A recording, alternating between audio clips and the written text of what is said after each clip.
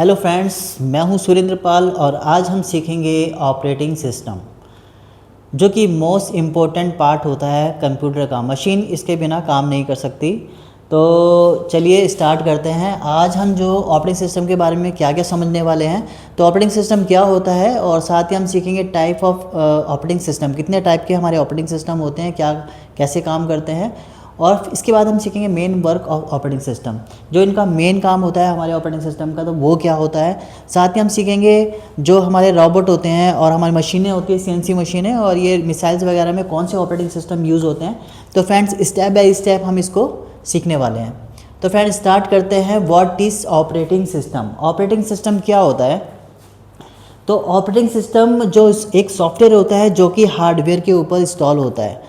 Friends operating क्या होता है? एक सॉफ्टवेयर होता है जो कि हार्डवेयर के ऊपर इंस्टॉल होता है, और अगर इसमें ऑपरेटिंग सिस्टम नहीं होगा तो ये खाली डब्बा है। यानी बंगाल में जैसे जाते हैं ना, तो वो है, ये कुछ भी नहीं है, यानी खाली डब्बा है। जब तक इसमें ऑपरेटिंग कंप्यूटर कौन बनाएगा? Operating system. यानी जो रोबोट्स होते हैं उनको रोबोट्स कौन बनाता है? Operating system. ऐसी मिसाइलें भी, इसमें भी जो सीएनसी मशीनें होती हैं, तो जब तक उसमें ऑपरेटिंग सिस्टम नहीं होगा तब तक वो मशीनें काम नहीं करेंगी। तो ऑपरेटिंग सिस्टम क्या करता है फ्रेंड्स? ऑपरेटिंग सिस्टम जो होता है, एक पेन ले लेते हैं। तो ऑपरेटिंग सिस्टम क्या होता है? ये यूज़र को इंटरफेस प्रोवाइड करता है। किसमें? एक तो CLI और GUI, यानी ग्राफिक यूज़र इंटरफेस और command line interface.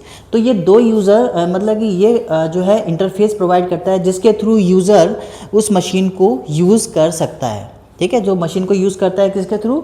GUI CLI command के थ्रू, जबकि ये ऑपरेटिंग सिस्टम ही प्रोवाइड कराता है इंटरफेस। ठीक है, तो आपको क्लियर हो गया। तो ऑपरेटिंग सिस्टम क्या होता है? ये ऑपरेटिंग सिस्टम मशीन के ऊपर इंस्टॉल होता है और ये इंटरफेस प्रोवाइड करता है यूज़र को। यूज़र इसके द्वारा ही मशीन को यूज़ कर सकता है। ठीक है, तो इसके बाद समझते हैं फ्रेंड्स आगे।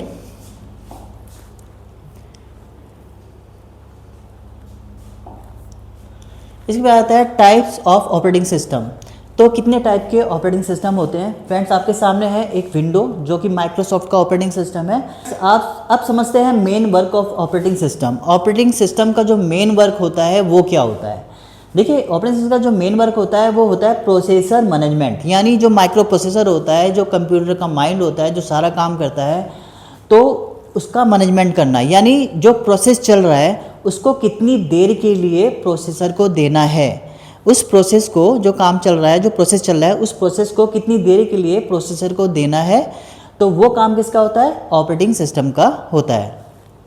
सेकंड है हमारा मेमोरी मैनेजमेंट। मेमोरी मैनेजमेंट का काम भी ऑपरेटिंग सिस्टम का होता है। जो टास्क चल रहा है, जो करंट में जो एक्टिव प्रोग्राम्स हैं, उनको जगह देने का काम, उनको जगह मेमोरी के अंदर, जो हमारी मेमोरी होती है उसके अंदर जगह देने का काम, कि कितनी जगह, कहाँ पे उसको जगह देने का काम और खाली कराने का काम मेमोरी मैनेजमेंट का। यानी इसको रैम के अंदर जगह देने का काम और खाली कराने का काम ऑपरेटिंग सिस्टम का ही होता है। ओके, तो जैसे आप कोई नया प्रोसेस चल रहा है तो उसको जो खाली जगह है उसको प्रोवाइड करेगा, अलाउड करेगा, और उसको खाली कराने का काम भी उसको क्या ऑन करेगा? ऑपरेटिंग सिस्टम करेगा। ठीक है, मेमोरी मैनेजमेंट के बाद आता है डिवाइस मैनेजमेंट। तो फ्रेंड्स कंप्यूटर के साथ बहुत सारी डिवाइस कनेक्ट रहती हैं, जैसे आपका माउस हो गया, कीबोर्ड हो गया, आपका एम्पलीफायर हो गया, स्कैनर हो गया, प्रिंटर हो गया। तो जितनी भी डिवाइस होती हैं उसको कंट्रोल करने का और मैनेज करने का काम किसका होता है? ऑपरेटिंग सिस्टम का होता है। ठीक है, ये भी क्लियर हो गया। अभी आते हैं फाइल मैनेजमेंट में।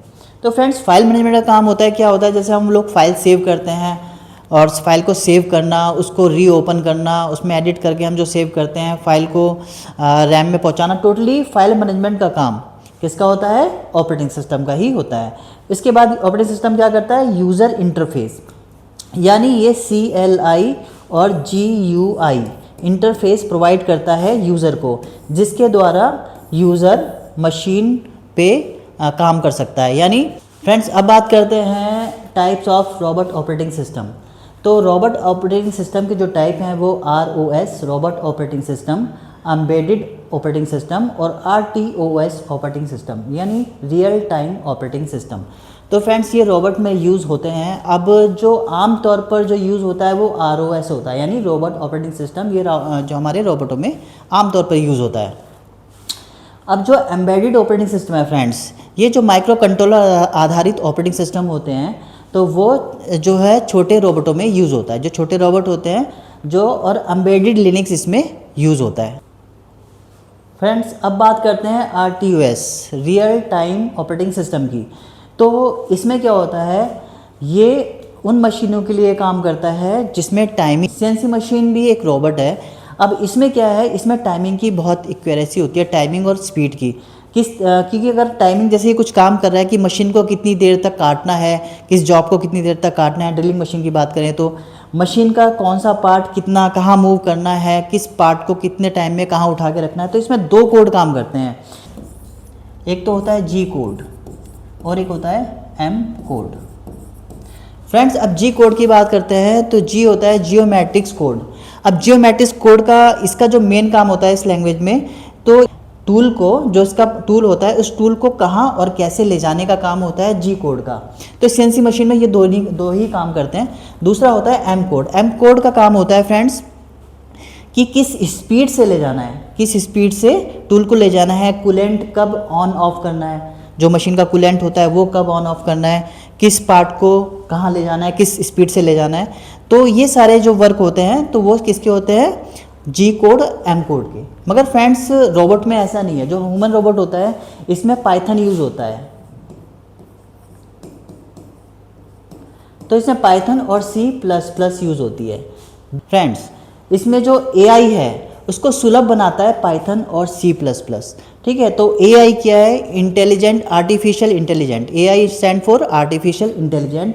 तो आर्टिफिशियल इंटेलिजेंट में क्या होता है कि एक ऐसी पढ़ाई है, ऐसी लैंग्वेज तैयार करना है कि रोबोट को इंसान की तरह वो सोच सके, उसकी तरह वो काम कर सके, और कोई अगर प्रॉब्लम आ जाए उसका सलूशन निकाल सके, पढ़ाई भी कर सके, ऑटोमेटिकली उसको इन्फॉर्मेशन को कलेक्ट कर सके। तो ये सारी चीज़ें इसमें आती हैं। तो इसमें भी कौन सा हमारा ऑपरेटिंग सिस्टम ये होता है, RTOS, real time operating system. Friend मिसाइलें हो गई, काम करता है फ्रेंड्स ये इंजन कब बंद हो, कितनी स्पीड से जाना है, इंजन कब बंद होना है, तो वो सारे काम कौन करता है, यही करता है रियल टाइम ऑपरेटिंग सिस्टम। तो फ्रेंड्स आई होप आपको क्लियर हो चुका होगा ऑपरेटिंग सिस्टम के बारे में। तो आशा करता हूँ आपको क्लियर हो चुका होगा कि ऑपरेटिंग सिस्टम क्या होता है। और ऑपरेटिंग सिस्टम में डिटेल में जाएंगे एक बार, क्योंकि ऑपरेटिंग सिस्टम जो होते हैं ना, वो नेटवर्क ऑपरेटिंग सिस्टम अलग होते हैं, क्लाइंट ऑपरेटिंग सिस्टम अलग होते हैं। ओके, तो मिलते हैं नेक्स्ट वीडियो में। Thanks for watching.